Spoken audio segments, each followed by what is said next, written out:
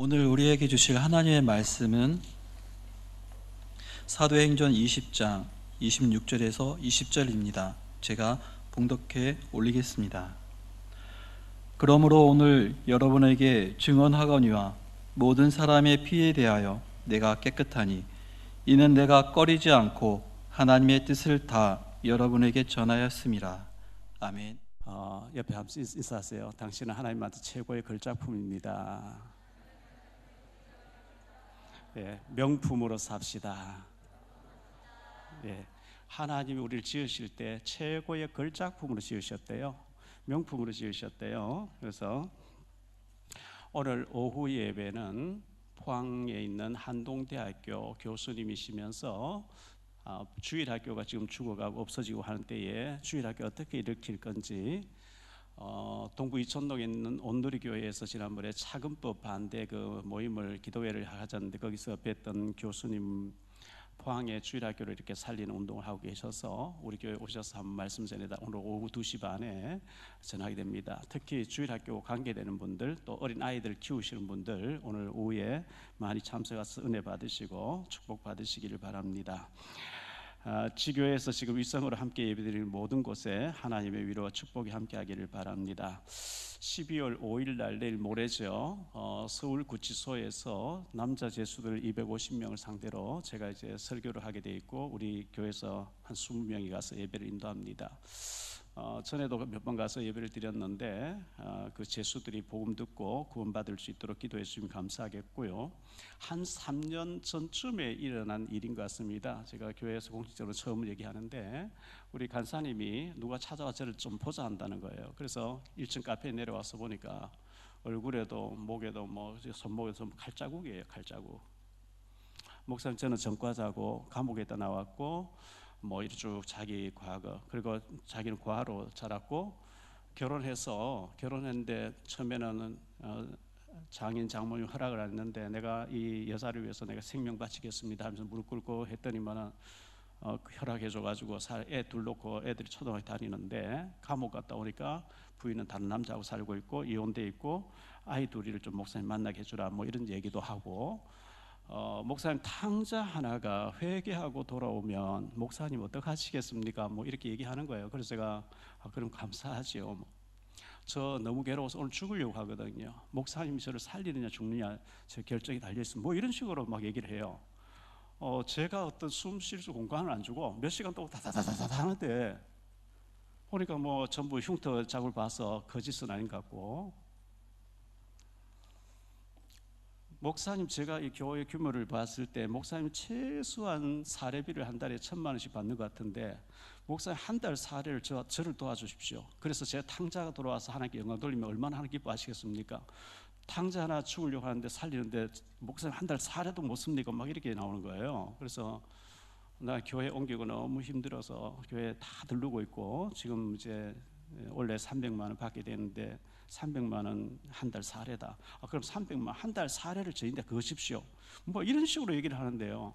배고프다고 밥 사달래 2층에 여기 사부샤반 가서 그 자리 소주를 2병 마시더라고요. 그럼 또 차를 소나타 끌고 왔어요. 그걸 무릎 꿇고 예수님 영접하겠다고 그래서 영접시키고 했는데 워낙 저를 숨 쉴 공간을 주지 않고 막 몇 시간 동안 얘기를 하는 건데, 여러분 개그 콘서트에 보면 전에 하던 거 보면 어떤 자매가 언니 나 남자친구 하나 사귀게 좀 소개해줘봐. 왜? 뭐 하려고? 쇼핑도 가고 극장도 가고 막 사귀고 싶어. 그러니까 어떤 남자가 원하는데 잘생긴 사람. 언니가 잘생긴 사람 사귀어봤거든. 그러면서 이제 막 그 잘생긴 사람이 이 자매하고 얘기하는데 전부 이름을 틀리게 얘기하고 막 엉뚱한 얘기를 계속 하니까 잘생긴 사람 이렇다. 그런 사람 싫고 나만 이뻐해준 사람 소개해서. 근데 그때 이제 남자친구 나와서 정말 이제 뭐 할 말 하면은 다른 남자하고 그렇게 사귀었군요 막 이렇게 하면서 요물 하면서 들었다 놨다 뭐 이런 얘기 했잖아요. 발을 들었다 놨다. 이 사람이 완전히 저를 막 들었다 놨다 막 요리를 하는 거예요. 야, 제가 이거 어떻게 해야 돼? 이 사람을 하나 왜 이런 사람 왜 저를 만나게 지금 왜 내가 어떻게 해야 됩니까? 근데 워낙 이 사람이 뭐 그렇게 하길래 그래 뭐 사기 당해주자. 우리 간사님께 300만 원 이 카톡에 이 통장에 넣어서 드려라. 예수님 영접하고 교회 오겠습니다. 그런데 또 이런 얘기를 해요. 제가 룸사롱해서 120억을 좀 벌어놨는데 제가 지금 조사받고 있는데 한 몇 년 동안 감옥 갔다 와야 되는데 목사님께 맡겨놓으려고 합니다. 그 맞는 거 싫다. 목사님 뭐 5, 6년 동안에 그 120억 닦아먹고 도망가지는 않을 것 같다고 이제 뭐 이런 식으로 얘기하고, 그 다음 주일날 와서 예배드리고 수요일날 한번 나오고 그 다음부터는 안 나타나요. 아마 다른 데 가서도 그렇게 사기치고 있겠죠. 그런 사람들이 모여 있는 곳에 예배 인도합니다. 그래서 여러분들이 좀 기도가 필요하고요. 또 같이 가보실 분들은 부목사님 신청해서 같이 가서 복음 전하고 했으면 좋겠습니다. 2주 전에 경인 임마누엘 교회에서 중직자 이제 메시지가 있었는데 중직자 한 분이 와서 간증을 하는데 호산나 교회 권사님 같았어요. 부부가 열심히 교회 일을 섬기고 헌신하고 이렇게 잘 하는데 딸아이가 너무너무 믿음 좋게 모태신앙 잘 자랐고, 이 딸아이가 대학교 다니는데 불신자하고 펜션에 가서 2박 3일 또 있다 온다 했다는 거예요. 그래 가지 마라 했는데 엄마 내가 저 사람 친구들 전도할지 어떻게 알아? 전도한다 갔다 가라 했는데 방에 들어가니까 가스 냄새 많이 나서 다른 애들 안 들어가는데 나는 예수 믿는 그런 거 봤나 하고 가서 불 켰는데 가스 가득 차 있었는가 봐요. 뻥 터져 버렸는데 전신 화상을 입은 거예요. 화상병원에서 누워서 이제 막 전체를 다 이렇게 붕대 감아놓고 하는 모습을 이제 영상을 보여주는 거예요. 사랑하는 딸이 전신에 화상을 입어가지고 움직이지 못하는 가운데 얼마나 속상하겠어요. 믿음 없는 사람은 하나님 계시고 왜 이러냐고 떠납니다. 하나님 떠납니다. 그런데 이 여대생 그 딸이 절대 흔들리지 않는 거예요. 그 화상 속에 뜨거운 그 고통 속에 수술받는 가운데 하나님 실수하는 분이 아니고 절대 하나님 계획 계시니까 엄마 아빠 낙심하지만 오히려 병상에서 딸이 오히려 위로를 하는 거예요. 그래서 이 목사님이 지선아 사랑에 이지선 교수가 되어 있는 화상 입은 그 사람 얘기하면서 하나님이 실수하지 않는데 이런 일 당했을 때 뭐 계획 있지 않겠냐. 지금 모든 과정에 수술 받는 과정 고통 받는 걸 기록을 해라. 애가 너무 이제 화상을 다 입었으니까 엄마가 얘기하는 걸 엄마가 받아 적으면서 일기를 쓰는 거 책으로 이제 쓰겠죠. 점점점 좋아진 모습을 영상을 보여주면서 믿음이 참 귀하구나. 저 절망 가운데 화상 난 가운데서 저렇게 흔들리지 않고 오히려 감사하면서 우리가 정말 죽을 만큼 고통 가운데 있는데도 불구하고 감사를 잊지 않는 믿음의 사람 되기를 축복합니다. 지난 수요일 날 파리에서 엑스포 유치 이제 발표가 있었는데요. 뭐 비슷비슷하고 어쩌면 우리가 역전할 것이라 했는데 5일 머니 앞에 사우디아라비아 5일 머니 앞에 돈 앞에 사람 다 몰표가 나와버린 거죠. 돈의 힘이 얼마나 강한지 우리가 실감할 수 있었고요. 더 또 분발해서 우리가 또 도전해야 되겠죠. 해야 되는데 여러분은 언제 행복합니까? 맛있는 거 먹을 때 행복합니까? 재미난 거 볼 때 행복합니까? 언제 여러분 참 행복을 느낍니까? 저는 복음 전에서 이 사람이 예비된 영혼이고 너무 잘 알아듣고 예수 영접하면서 거듭날 사람이 살아날 때 제일 행복한 줄 믿습니다. 지난번에 우리 장재봉 장로님의 어머님 소천하셔서 장례를 치는 가운데 장로님 오랫동안 기도해왔던 형님이 복음을 듣고 거듭나는 거 있죠. 어제 이제 그저께 최진순 권사님의 아버님이 소천하셔서 오빠를 놓고 오래 기도했는데 오빠가 영접하면서 너무너무 밝아지는 거 있죠. 예수 생명이 들어가니까 너무 밝아지고 기뻐하고 변화되는 모습 볼 때 그때 제일 행복한 줄 믿습니다. 저는 다른 데서는 행복을 못 느껴요. 복음 전할 때, 생명이 살아날 때.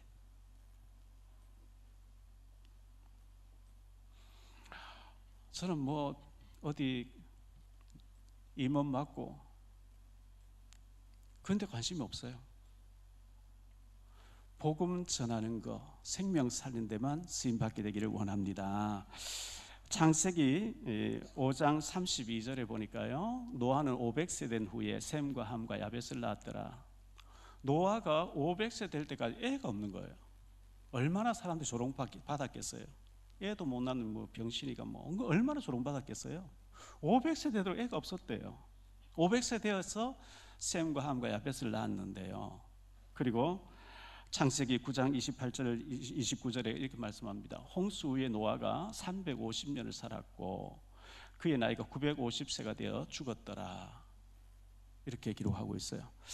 애를 낳고 홍수가 터지면서부터 방주를 준비해라 할 때부터 하나님은 노아에게 세밀하게 기록하고 있다가 노아 죽는 장면을 기록하고 있고요. 창세기 12장 4절에 보면 이 아브라함이 여호와의 말씀을 따라갔고 롯도 그와 함께 갔으며 아브라함이 하란을 떠날 때에 75세였더라.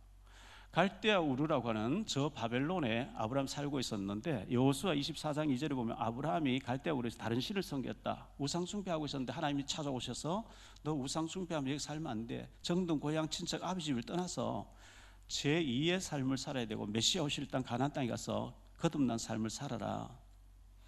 75세 때 아브라함이 부름을 받았는데 75세 이전에 우상 숭배하는 그건 하나님께서 기록할 이유가 하나도 없어요. 아무 가치 없는 삶을 산 거예요.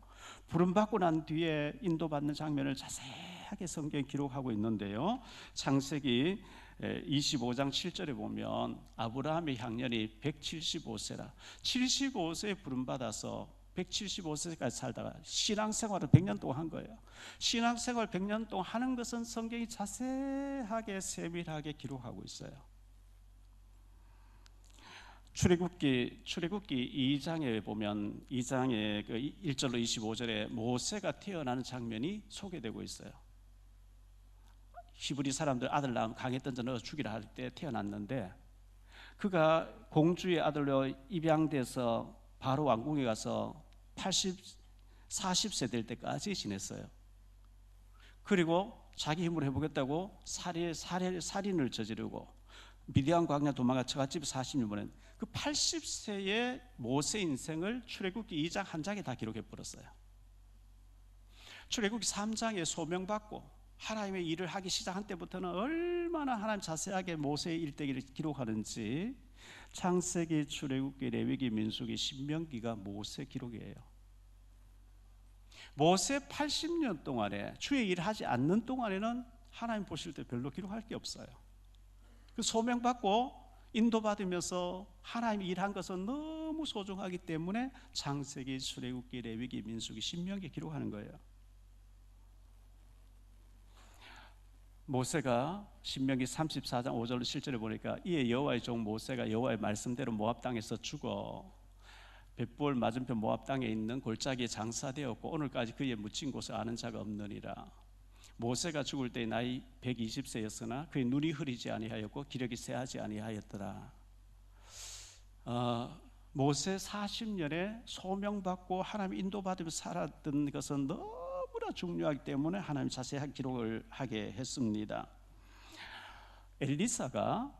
엘리사가 소명받는 장면이 열왕기상 19장에 나오는데 엘리사가 몇 살에 30살인지 40살인지 몇 살에 소명받을지 몰라. 엘리야가 와서 기름 부으면서 너를 하나님이 선자로 내 후계자로 부르신다.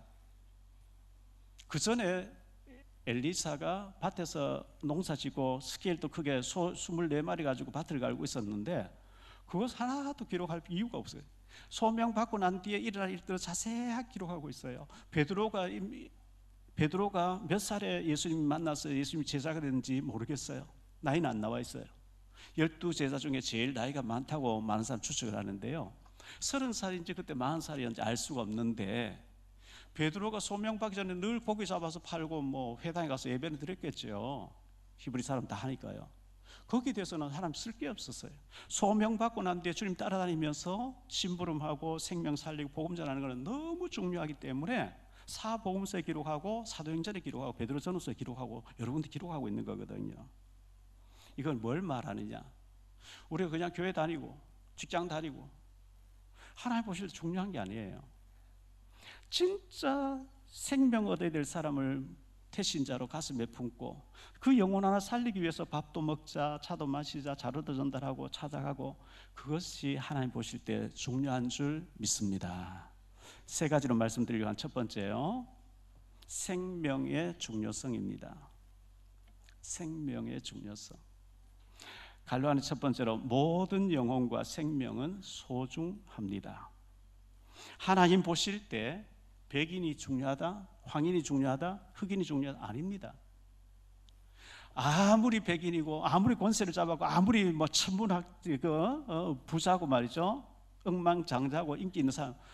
그러나 예수 안 믿으면 지옥 가요. 아무리 흑인이고 노예고 비참하게 산다 할지라도 예수 믿으면 하나님 자주고 구원받는 줄 믿습니다.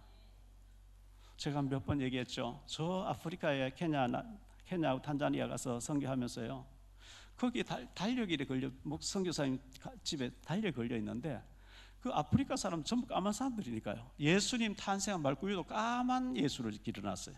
예수님 제일 구름 타고 오시는 장면도 까만 사람은 돼 있어요. 왜? 그 사람 흑인들이니까. 하나님이 흑인들 특별 사랑? 아니요.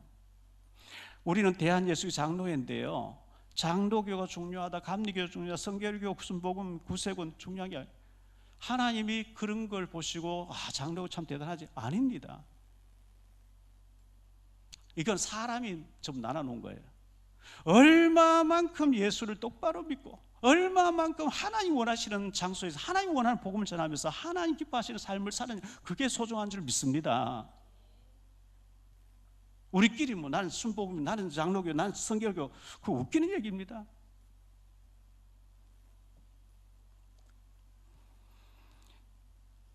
창세기 1장 29절에 보면요, 하나님이 이르시되 내가 온 지면에 씨 맺는 모든 채소와 씨 가진 열매 맺는 모든 나무를 너희에게 주노니 너희 먹을 거리가 되리라. 채소를 먹을 걸로, 씨 가진 열매를 먹을 걸로 줬다, 이렇게 말씀했거든요. 그런데 홍수 사건 이후에 창세기 9장 7절에 보면요, 너희는 생육하고 땅에 가득하며 그 중에 번성하라. 창세기 9장 3절로 6절을 한번 보죠. 모든 산 동물은 너희의 먹을 것이 될지라. 채소같이 내가 이것을 다 너희에게 준다. 채소같이, 채소를 먹어라. 이제 동물도 채소같이 먹어라, 이렇게 나왔어요. 그러나 고기를 그 생명되는 피째 먹지 말지니라. 말지는 것이니라. 내가 반드시 너희 피 곧 너희의 생명의 피를 찾으리니 짐승이면 그 짐승에게서, 사람이나 사람의 형제면 그에게서 그의 생명을 찾으리라. 다른 사람의 피를 흘리면 그 사람의 피도 흘릴 것이니 이는 하나님이 자기 형상대로 사람을 지으셨습니다. 짐승을 먹되, 동물을 먹되, 채소같이 먹되 날 것으로 먹지 말라. 피채 먹지 말라는 거예요. 날 것으로 먹으면요 병이 걸려요. 피채 먹지 말라는 거예요. 그래서 사람을 피를 흘리지 말라. 주먹으로 치든지 흉기를 찌르든지 하나님의 형상대로 하나님 소중하게 태어나게 했고 하나님 형상인데 내가 그 사람 피를 흘린다는 건 파괴하는 거예요. 하나님의 영혼을 하나님께 내가 도전하는 거예요. 피를 흘리지 마라. 여호와의 증인들이라고 하는 왕국회관에서 전도할 다니는 그 사람들, 파수대라는 책자하고 깨어라는 책자 가지고 다니며 집중하여 전도할 다니는 왕국회관이 여호와의 증인들이 있습니다. 그 사람들은 이걸 잘못 해석했어요. 살인하지 말라 했기 때문에 군복 입는 자체가 살인복이라는 거예요.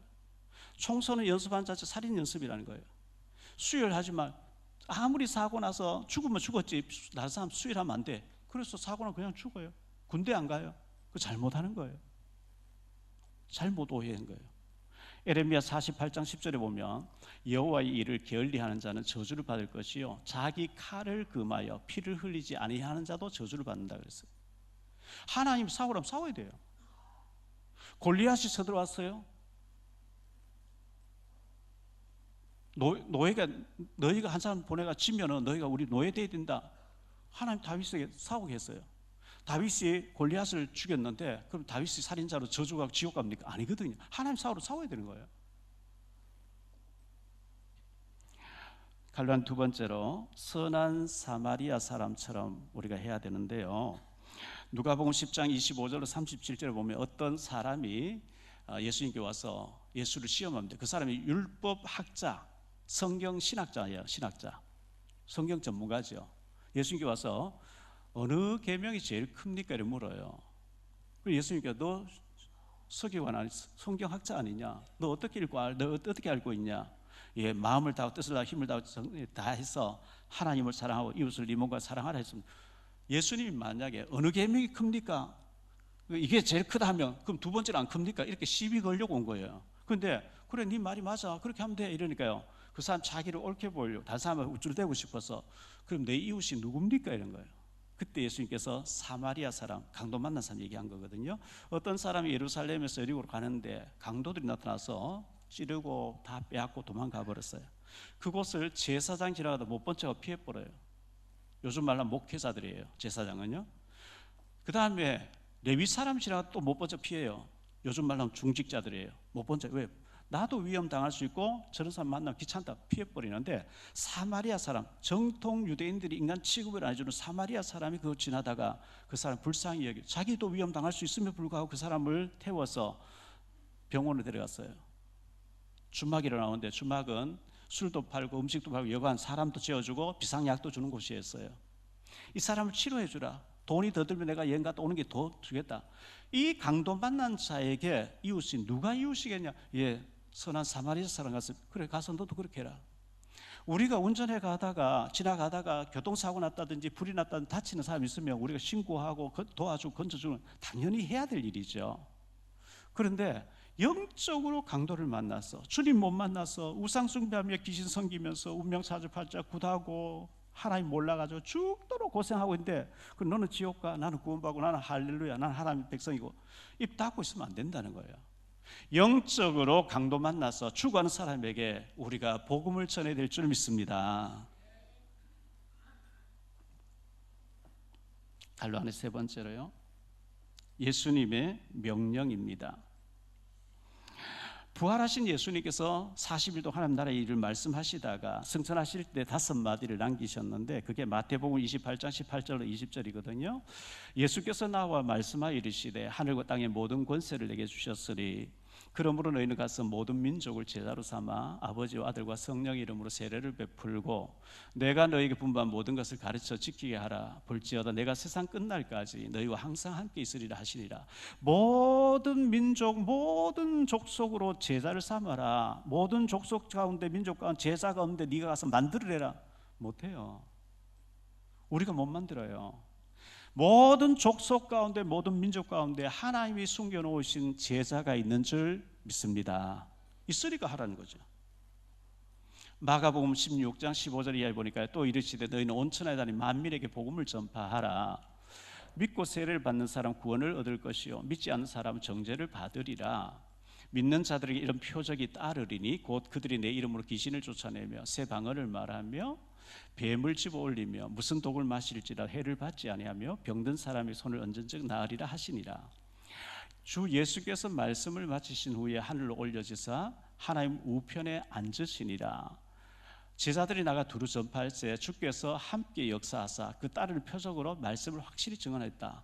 승천에서 보좌 우편에 앉으신 주님이 3년 동안 훈련받은 사람 나가서 예수님이 그리스도 맞다고 막 얘기할 때 그 따르는 표적으로서 자기 말씀을 입증했다 그랬거든요.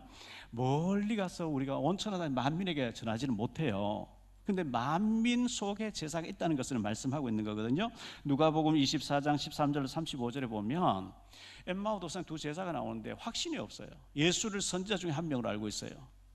확신 없는 자가 너희 가운데 주변에 너무 널려 있어. 교회 다니는 낙심한 사람 너무 많아. 교회 다니고 있는데 확신 없는 사람 너무 많이 있어. 그 사람을 확신을 주어서 제자로 삼으라는 말씀이고요. 요한복음 21장 15절로 17절에 보면 네가 나를 사랑하느냐? 예, 제가 주를 사랑하는 주님 아시지 않습니까? 사랑하는 내 어린 양을 먹여라. 어린 양은 후대들, 우리 렘넌트들일 수도 있고 또는 새신자일 수도 있어요. 어린 양. 집에 부모가 봤을 때 자녀가 여러 명 있으면 어린 아이에 관심이 있지 다 큰 애에게 별로 뭐 지가 알아서 하니까 큰 애는요.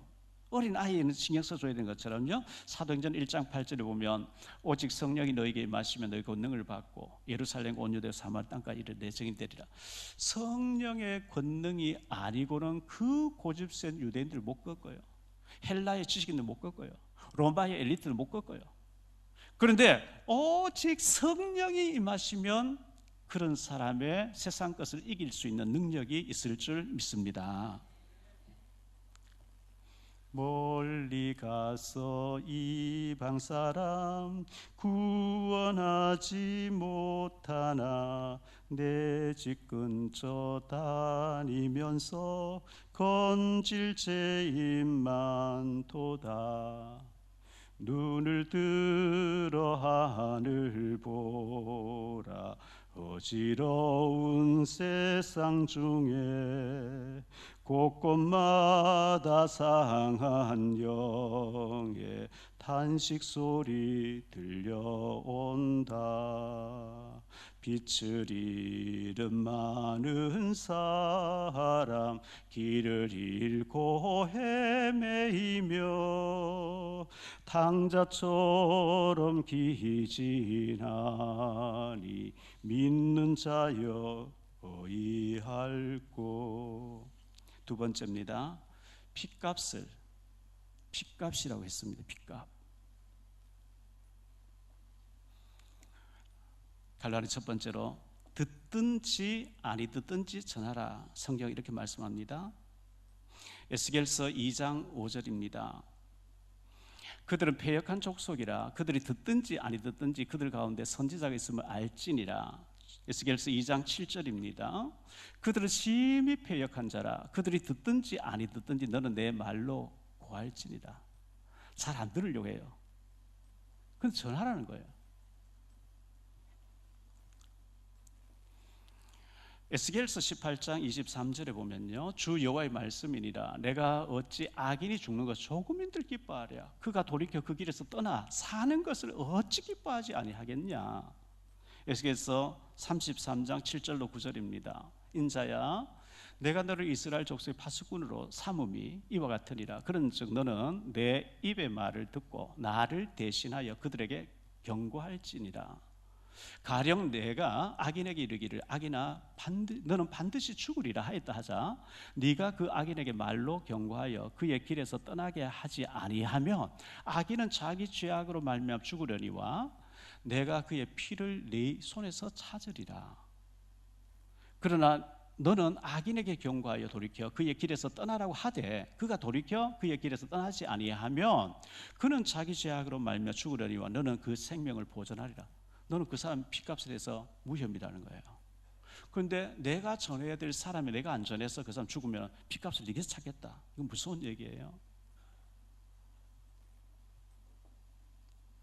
나의 가족, 나의 친척, 나의 지인, 학교 선후배, 동료들 가운데 가까이 내가 알고 지낸 사람 가운데 거래처에 많은 사람이 있는데 그저 세상 얘기만 하고 한 번도 복음을 얘기하지 않다가 그 사람 지옥 가면은 내가 그 사람에게 복음 전하러 너에게 연결해 줬는데 왜 네가 한 번도 안 전했냐? 그 핏값을 내게 묻는다는 거예요.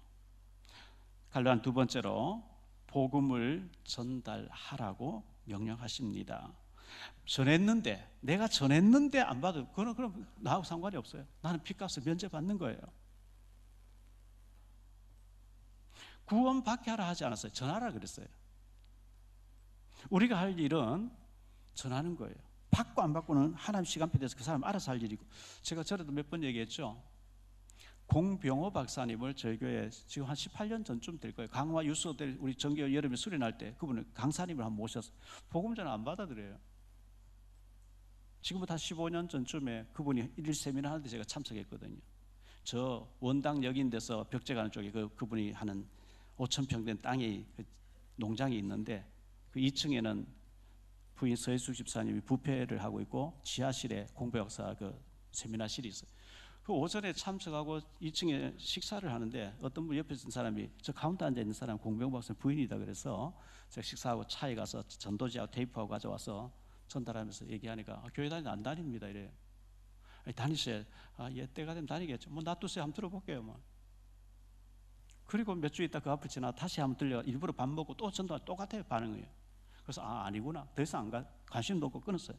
6년 지났는데 공병호 박사님 연구소의 직원인데요. 박용 목사 말씀 사모님 바꿔드릴게요. 목사님 교회가 어디 있습니까? 어디 있다 찾아오신 거예요 주일날.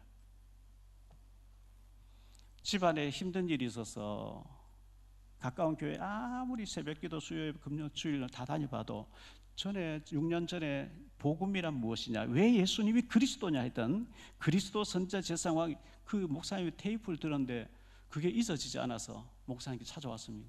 그걸 갈급하게 오신 분을 그냥 보내면 안 되잖아요. 제가 막 복음을 얘기해서 영접했더니 공부해서 옆에 보니까 부인이 교회 갔다 온 달라졌어요. 평안해졌어요. 어느 교회 나갔냐 막 들어오고 목사님 우리 아들 둘이 미국서 공부하고 시카고 대학 공부하고 왔는데 여기 와서 좀 우리 가족들 복음 전했어요. 복음 전했더니 네 분이 영접하고 우리 교회 3년 나왔죠. 일부 예배에. 지금 침례교 다니고 계시는데 그분이 변화받고 성경에 대해 책을 막 쓰는 거예요. 당장 열매가 안 나와도 언제 열매가 맺힐지 모르니까 우리가 전할 거는 전해야 될 줄 믿습니다. 마가복음 16장 15절에 또 이르시되 너희는 온천에 대한 만민에게, 우리가 만민에 가지 못하지만 우리 집 근처에 예비된 사람에게는 우리가 전해야 되는 거거든요.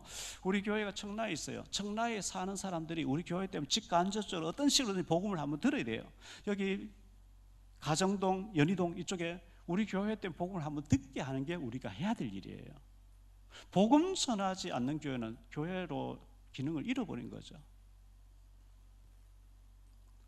로마서 9장 3절에 바울이 이렇게 얘기합니다. 나의 형제 곧 골육의 친척을 위하여 내 자신이 저주를 받아 그리스도에게서 끊어질지라도 원하노라. 바울 사도는 내가 그리스도에 끊어지, 내가 차라리 지옥 갈지언정 내 가족들, 친척들, 내가 아는 사람들 구원받았으면 좋겠다. 이게 진짜 예수 생명 가진 자의 심정이 아니겠어요? 로마서 11장 14절에 이는 혹시 내 골육을 아무쪼록 시기하게 하여 그들 중에서 얼마를 구원하려 합니다. 바울은 친척들, 골육들 전도하려고 그렇게 애쓴 거예요. 우리가 가족들, 친척들, 저도 이거 놓고 기도하면서요, 내가 찾아봐야 될 사람들, 저 수원 병점에 가면 외사촌도 있고 외사촌 누나도 있고, 저 대구 칠곡에 가면 사촌도 있고, 몇십 년 동안 만나지 않은 사람 연락해서 찾아가서 한 번은 전해야 되겠다. 왜? 내가 그 사람 핏값을 면제받기 위해서. 이런 생각이 드는 거예요. 갈라디아 세 번째로 모든 사람의 피에 대해서 내가 깨끗하다고 바울은 얘기합니다. 왜? 바울은 다 전했어요. 사도행전 20장 오늘 26절 27절의 말씀이죠. 그러므로 오늘 여러분에게 증언하거니와 모든 사람 피에 대해서 내가 깨끗하니 이는 내가 꺼리지 않고 하나님의 뜻을 다 여러분에게 전하였습니다. 전해야 됩니다. 우리 보고 아프리카 가서 전하지 않았다고 하나님 책망하지 않습니다. 저 북한에서 가서 전하지 않았다고 책망하지 않습니다. 내 주변에 나와 관련되어 있는 친척, 가족들, 지인들, 선후배들, 나와 관련되어 있는 사람은 내게 묻겠다는 거예요. 마태복음 16장 26절에 보니까요, 사람이 만일 온천하를 얻고도 제 목숨 이름 무엇이 유익하리요? 사람이 무엇을 주고 제 목숨을 바꾸겠냐? 내일 내가 전 세계를 네게 다 줄 때 오늘 죽어라. 그거 뭐 아무 의미가 없죠. 온천하고 바꿀 수 없는 생명의 소중함. 누가복음 15장 3절로 7절입니다. 예수께서 그들에게 이 비유로 이르시되 너희 중에 어떤 사람이 양 100마리가 있는데 그 중에 하나를 잃으면 99마리를 들에 두고 그 잃은 것을 찾아내기까지 찾아다니지 아니하겠느냐? 또 찾아낸즉 즐거워 어깨에 메고 집에 돌아와서 그 벗과 이웃을 불러 모으고 말하되 나와 함께 즐기자. 나의 잃은 양을 내가 찾았노라 하리라. 내가 너희에게 이르노니 이와 같이 죄인 한 사람이 회개하면 하늘에서는 회개할 것 없는 의인 99으로 말미암아 기뻐하는 것보다 더하리라.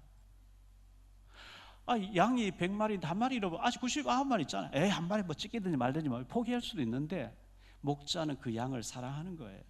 너무 아까운 거예요. 혹시 그 한 마리가 이리에게 찢기면 어떡하냐, 막 찾아다니다가 찾으면 어깨에 메고 당시에도 춤을 추면서 와서 친척가 벗을 모아놓고 잔치 비용 더 들 텐데요. 그 양 한 마리보다 훨씬 더 들 텐데요. 왜? 그 양을 사랑하기 때문에.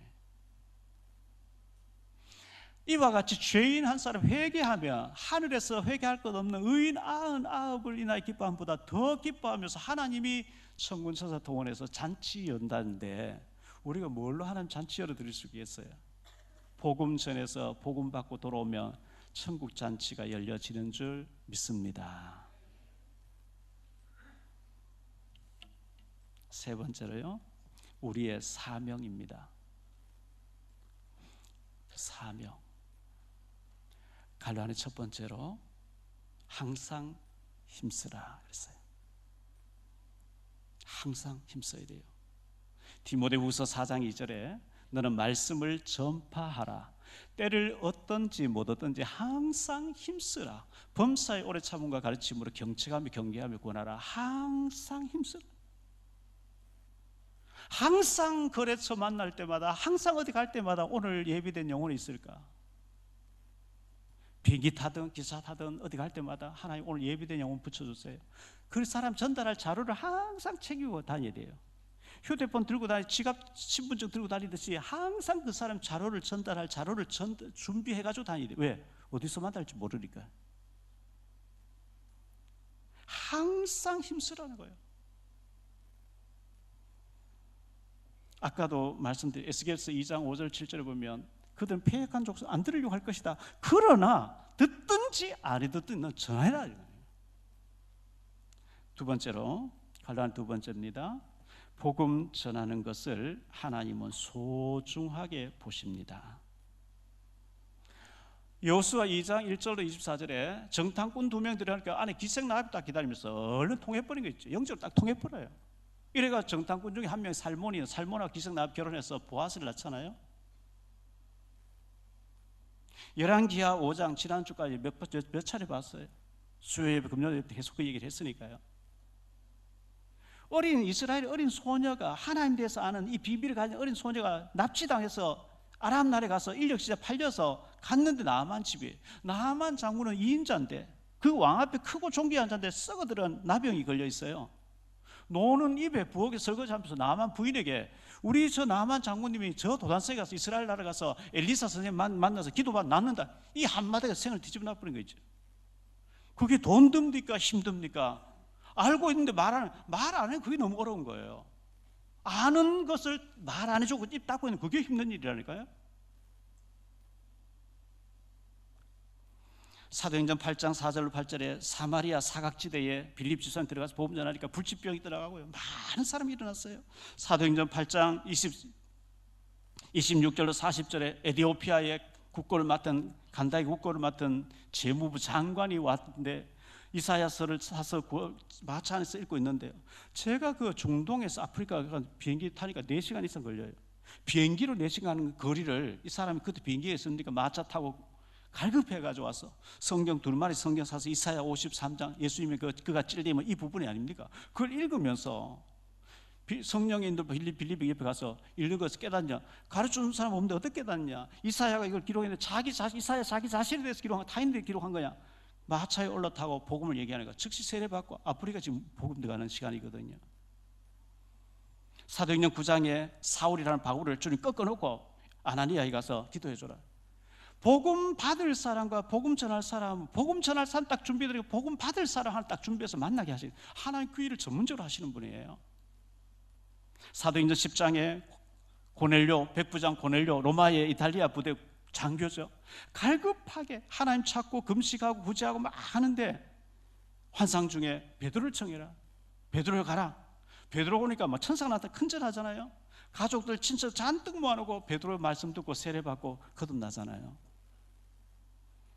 사도행전 16장 11절로 15절에 빌립보의 루디아 바울을 만나가지고 사명자 되어지죠. 사도행전 17장 1절로 9절에 야손 사명자 되어집니다. 사도행전 18장 1절로 4절에 브리스길 아굴라 보고 사명자 되어집니다.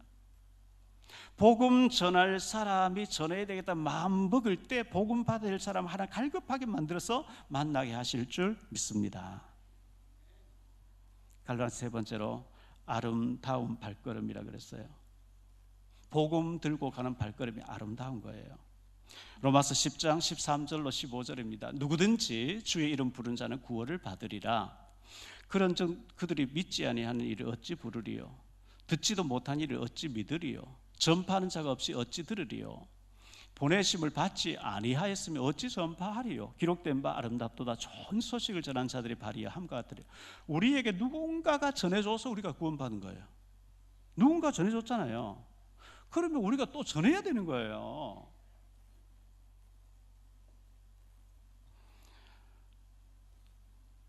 영혼 구원을 놓고 기도하는 자, 영혼 구원을 위해서 자료를 챙겨서 가는 자, 그들의 발걸음이 하나님 보실 때 아름다운 발걸음일 줄 믿습니다.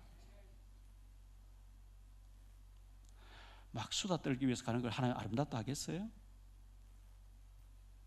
겉멋을 쓰기 위해서 막 가는 걸 아름답다 하겠어요? 복음 들고 가는 걸 아름답다 했거든요. 솔로몬은 다윗의 그 아비 다윗으로부터 많은 걸 물려받았어요. 전무후무할 정도 하나님 축복 줬어요. 솔로몬을 만나기 위해서 주변 나라 강대국들의 왕들이 줄 서 있었어요. 선물 싣고 와서. 그런데 복음을 한 번도 안 전하고 자기 자랑만 하고 파티만 열어주고 잔치만 열어주고 돌려보낸 솔로몬 죽을 때 대해서 하는 얘기가 한번 들어보세요. 전도서 1장 2절입니다. 전도자가 이르되 헛되고 헛되며 헛되고 헛되니 모든 것이 헛되도다. 내가 헛살았다. 헛살았죠. 복음 전하러 세우는 복음 안 전했어요. 천명의 첩을 두고요 타락했어요. 헛살았죠. 전도서 12장 8절에 전도자가 이르되 헛되고 헛되도다. 모든 것이 헛되도다. 여러분 아무리 세상 업적을 남기고 어떤 어마어마한 일을 남겼다 할지라도 전도하지 않으면 여러분 인생은 헛산 거예요.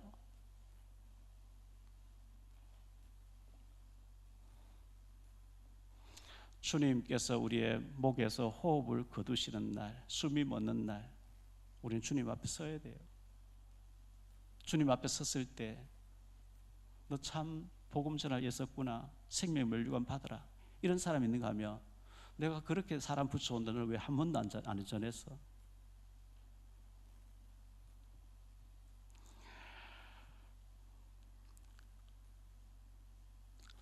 전에 몇 년 전에 저희 교회에서 목사님들 무료로 전도 훈련 며칠 동안 시킨 적이 있어요. 성남동에 침례교회 하시는 목사님 모셔서 그 후에도 몇 번 식사하고 만나고 했죠. 이분은 붕어빵 구워가지고 계속 나눠준대요. 교회 앞에서 붕어빵 구워가지고. 왜 그거 나눠줍니까 하니까 주님 앞에 전도해도 전도 안 되니까 너무 주님 앞에 설 때 미안해서 죄송할 것 같아서 전도하려고 붕어빵 열심히 나눠줘 어깨띠에 들고 했다는 거예요. 붕어빵 먹고 교회 나옵니까? 한 명도 안 온대요. 그런데 나가면은 붕어빵 주는 목사라고 얘기를 한대요. 그거 하지 마세요. 죄송해서 그래도 해야 되겠다 이제 그런 얘기예요.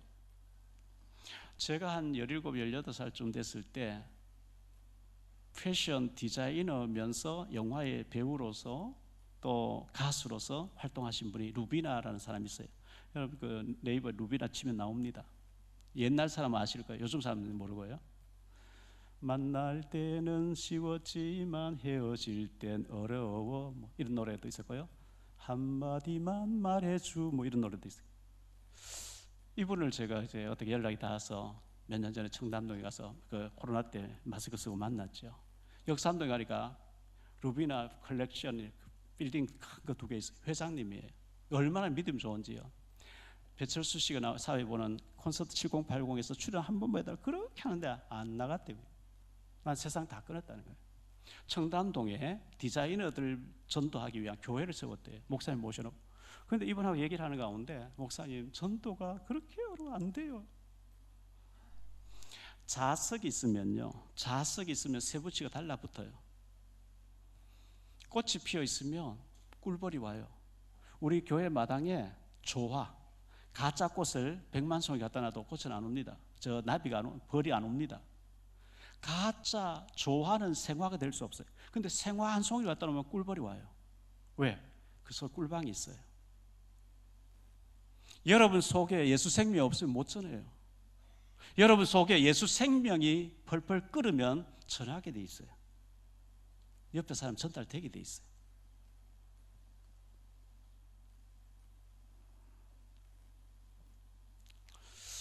그래서 제가 그런 얘기, 전도 어렵다는 사람 만날 때만 하는 얘기가 있어요. 그 오해가 풀어져야 됩니다. 왜 풀어져야 되느냐? 청춘 남녀가만 데이트하다가 결혼했어요. 결혼해서 한 집에 살면 누가 가르쳐주지 않아도 임신되는 게 정상이에요. 뭐 혹시 가다가 불임자가 생겨서 안 될 수도 있어요. 어제 아래 뉴스예요. 아프리카 우간다에 70세 된 할머니, 흑인 할머니가 상둥이를 낳았대요. 지금 화면 나오죠. 네이버 치고 들어가보세요. 70세인데 3년 전에 또 애를 낳았대요. 애기 못 갈 사람은 우리나라 선진국인데 좀 도전해 보세요.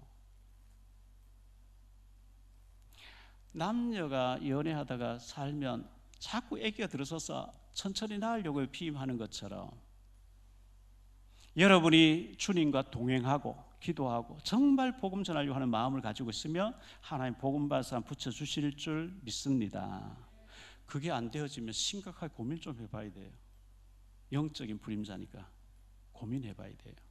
그래서 오늘 1층 로비에 여러분에게 이 자료가 준비되어 있어요.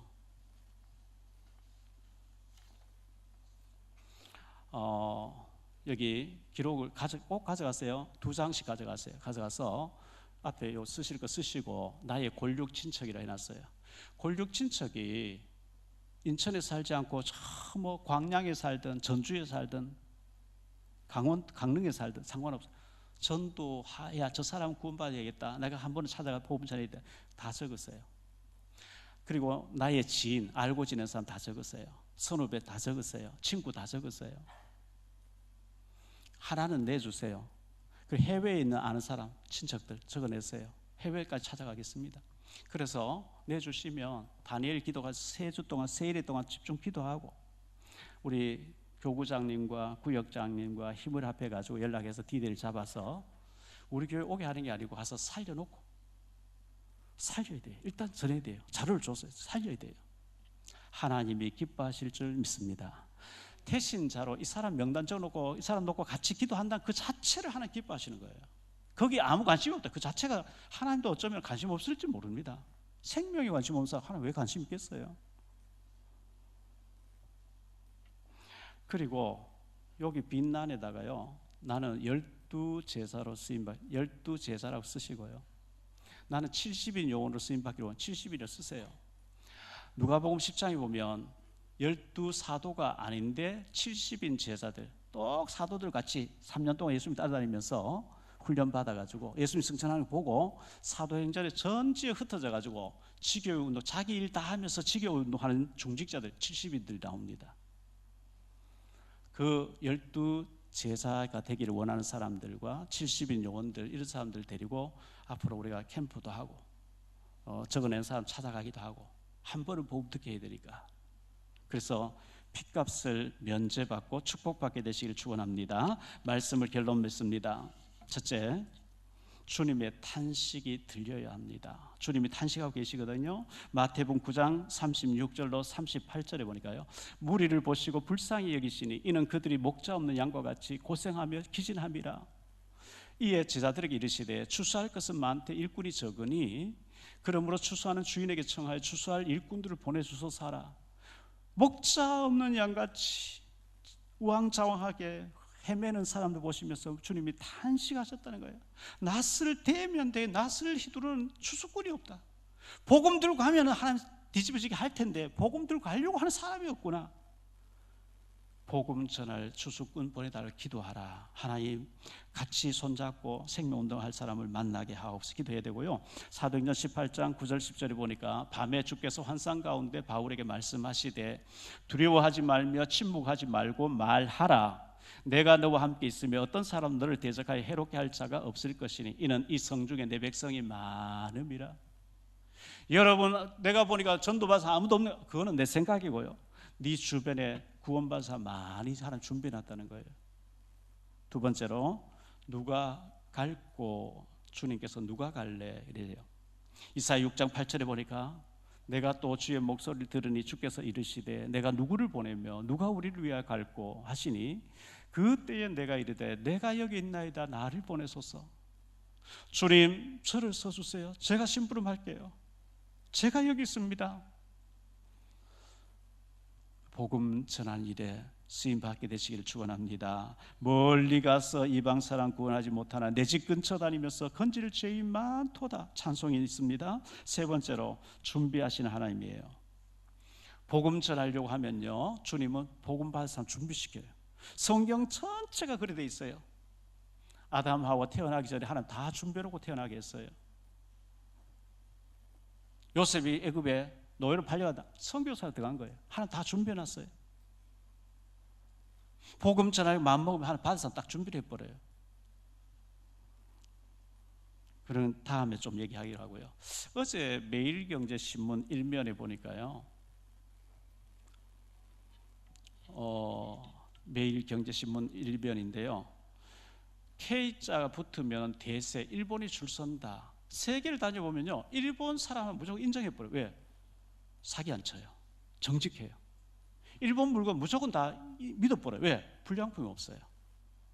중고차도요. 일본제는 해외 팔 때 수리 다 해가 보내는데 한국은 막 그냥 엉터리 막 보내버리죠. 그런데 일본 사람들이 K-뷰티, K-팝, K-뭐 퓨처, K자 들어가는 일본에 어느 살 이제 빌딩 빌려가지고 한국 음식 한 2시간 줄 서서 먹는다는 거예요. 일본을 우리가 인정받고 일본을 우리 영적으로 장악하겠다. 대단한 일들이 벌어지는 거예요. 하나님 왜 이렇게 하시느냐? 복음 전해야 되기 때문에. 우리 한국에 지금 지구상에서 제일 빨리 소멸될 나라로 모두가 다 얘기하니까요. 왜? 결혼하고 애를 안 낳으니까요. 이거 하나님 창조 질서를 파괴하는 거 안 돼요. 빨리 결혼해서 애를 많이 낳아야 되는데 안 낳아요. 이제 그럼 어떻게 될 것이냐? 다민족을 받아야 되겠죠, 앞으로. 미국은 누구든지 전 세계 다 받는 것처럼 받아가지고 다문화, 다민족 막 낳아야 돼요. 다시 말하면 우리 민족끼리만 반만년 살았는데 우리 동족끼리, 그거 하나님 보실 때 웃기는 얘기예요. 글로벌 하라는 거예요. 다 받아들여서 막 살려라는 거예요. 그래서 다민족, 다문화도 대비해야 돼요. 우리 교회에서 아이들을 상대로 이제 더 해야 되고 다민족, 다문화까지 생각하면서 준비해야 되는데 어쨌든 복음 전해야 될 줄 믿습니다. 하나님, 제 핏값을 면제받기 위해서 제가 찾아가고 제가 전달해야 될 거.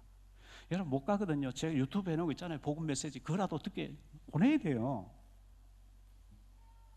핏값을 면제받고 이 일하는 자를 하나님 발걸음이 아름답다 그리고 하나님이 천국의 잔치를 여신다는데 그 일에 쓰임받는 저와 여러분 되시기를 예수 이름으로 축복합니다. 기도합니다. 주님 감사합니다. 사도 바울은 모든 사람의 핏값에 대해서 나는 무죄하다고 선언했습니다. 내가 전해야 될 사람, 내가 복음을 한 자, 그 핏값을 네게서 찾겠다 주님 말씀하십니다. 듣든지 아니 듣든 전하라. 항상 전하라고 말씀하고 있습니다. 태신자를 놓고 기도하고 한 번이라도 복음을 듣게 하는 일에 우리가 쓰임받을 수 있도록 우리 사랑교회 모든 지교회 식구들 축복 내려 주옵소서. 주 예수 그리스도 이름으로 축복하며 기도하옵나이다.